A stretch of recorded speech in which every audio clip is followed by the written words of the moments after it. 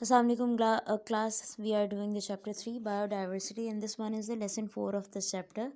And our today's topic is two kingdom classification. This system was proposed by Carolus Linnaeus, and according to this system, all the living organisms had been divided into two kingdoms, that is kingdom Plantae and kingdom Animalia.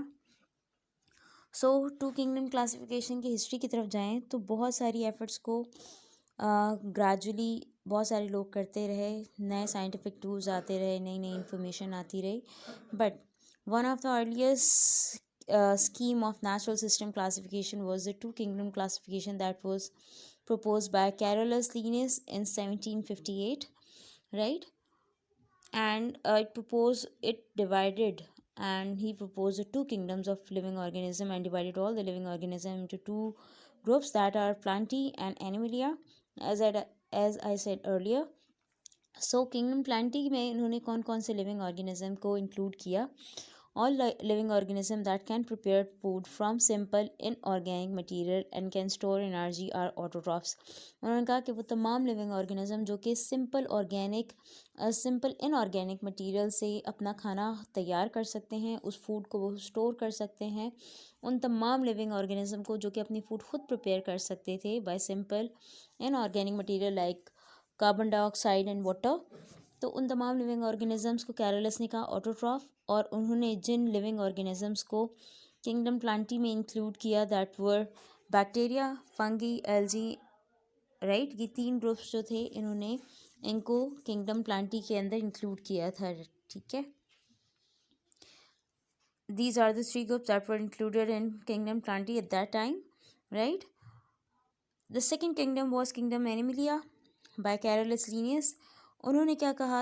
The organism that cannot synthesize their food and depends upon autotrophs or other heterotrophs are included in kingdom Animalia. उन्होंने ये कहा कि वो तमाम living organism जो कि अपना खाना खुद तैयार नहीं कर सकते और अपनी फूड के लिए किसी ऑटोट्रॉफ के ऊपर डिपेंड करते हैं या किसी अदर हेटरोट्रॉफ के ऊपर डिपेंड करते हैं, उन तमाम लिविंग ऑर्गेनिजम्स को उन्होंने किंगडम एनिमिलिया में इंक्लूड किया।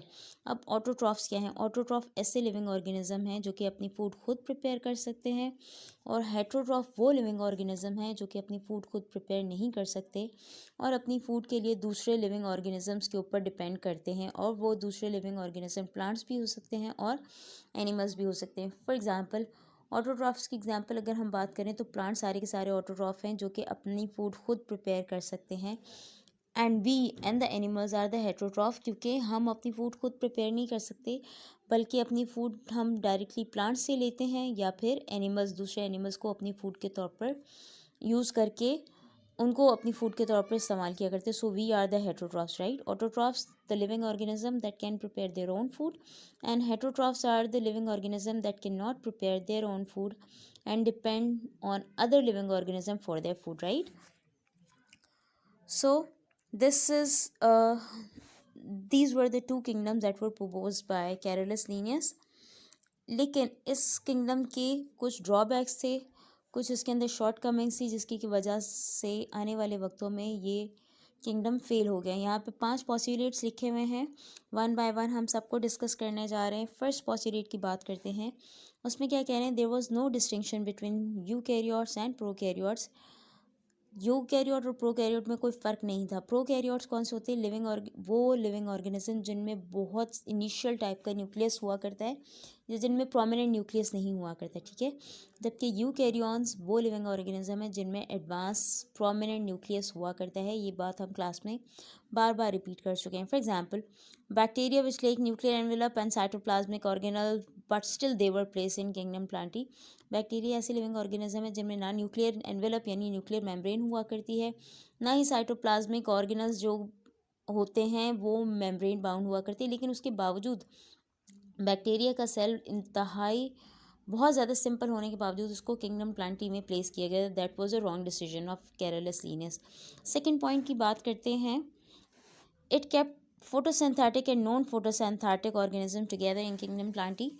इन्होंने क्या किया कि वो लिविंग ऑर्गेनिज्म जो जिनमें फोटोसिंथेसिस का प्रोसेस होता है उनको और नॉन फोटोसिंथेटिक दोनों लिविंग ऑर्गेनिज्म को एक साथ किंगडम प्लांटी में रख दिया, ठीक है। आप लोगों ने ये मुझे बताना है कि फोटोसिंथेटिक और नॉन फोटोसिंथेटिक क्या हुआ करते हैं। फॉर एग्जांपल फंगी के अंदर क्लोरोफिल नहीं हुआ करता और वो सेप्रोफिटिक होते हैं, मतलब वो जो डेड ऑर्गेनिक मटेरियल होता है, गंद वाला होता है, उसके ऊपर उगते हैं और वहाँ से अपनी फूड प्रिपेयर करते हैं, फूड ऑब्टेन करते हैं। लेकिन in spite of that they were included in kingdom Plantae, जबकि किंगडम प्लांटी के जो मेंबर्स होते हैं वो ऑटोट्रॉफ्स होते हैं, यानी वो अपनी फूड खुद प्रिपेयर किया करते हैं, right.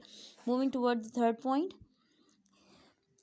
there are some organisms which neither fall into the plants nor into the animals, but उनको उनके भी कंफ्यूजन था कि इनको रखना कहाँ है। फॉर एग्जांपल लाइकन्स की अगर हम बात करते हैं तो ये एक्वाटिक हुआ करते हैं, एक्वाटिक एनिमल्स यानी पानी में रहने वाले हुआ करते हैं। तो इनको इन्होंने इनको ये डिसाइड ही नहीं कर पाए कि इनको प्लांट्स में रखें या एनिमल्स में रखें। Next, there were some organism which have the character of both plant and animals like euglena and chlamydomonas, so can be place in any of the kingdom. कुछ लिविंग ऑर्गेनिज्म ऐसे थे जिनमें कुछ प्लांट वाली properties थी, यानी उनमें chlorophyll भी था, और एनिमल्स वाली प्रॉपर्टीज़ भी थी, मतलब उनमें आइस, यूग्लिना की अगर हम बात करते हैं तो उसमें आई स्पॉट हुआ करता है, ठीक है। लेकिन उनको भी, उनके लिए कन्फ्यूजन था कि हम इनको कहाँ पुट करें, वो प्लांट्स में भी हो सकते थे, एनिमल्स में भी हो सकते, तो क्लियर कट डिसीजन नहीं था, वो कन्फ्यूजन वाली कहानी होती कि प्लांट्स में किया तो क्यों किया, एनिमल्स में किया तो क्यों किया, वो इन बिटवीन वाली चीज़ थी, ठीक है। नेक्स्ट की बात करते हैं, इसके अंदर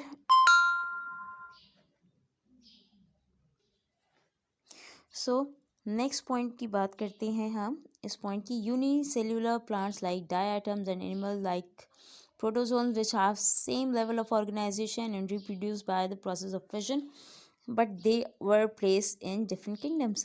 दोनों सेम थे, लेकिन उनमें से एक को प्लांट्स में रख दिया गया, डायटम्स को प्लांट्स में रख दिया गया, और अगर हम उनकी प्रोटोजोन्स की बात करें तो उनको एनिमल्स में रख दिया गया, जबकि इन सब में सेम टाइप की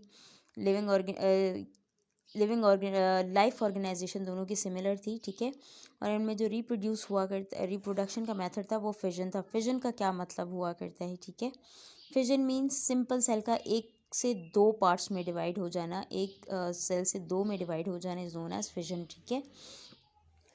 और यहाँ पे ऊपर एक टर्म थी फोटोसिंथेटिक और फोटोसिंथेटिक। फोटोसिंथेटिक मीन वो लिविंग ऑर्गेनिज्म जिनमें फोटोसिंथेसिस का प्रोसेस हुआ करता है, और non photosynthetic organism mean the organism that can not perform the process of photosynthesis.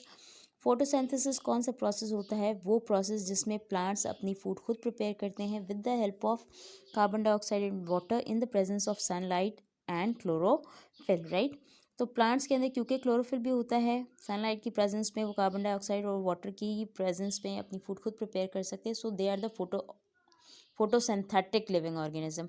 और जिन ऑर्गेनिजम्स के अंदर क्लोरोफिल नहीं होता और ना ही वो खुद अपनी फूड प्रिपेयर कर सकते हैं, they are known as non photosynthetic organism, right. So these are some drawbacks of two kingdom classification due to which this system failed later on, right।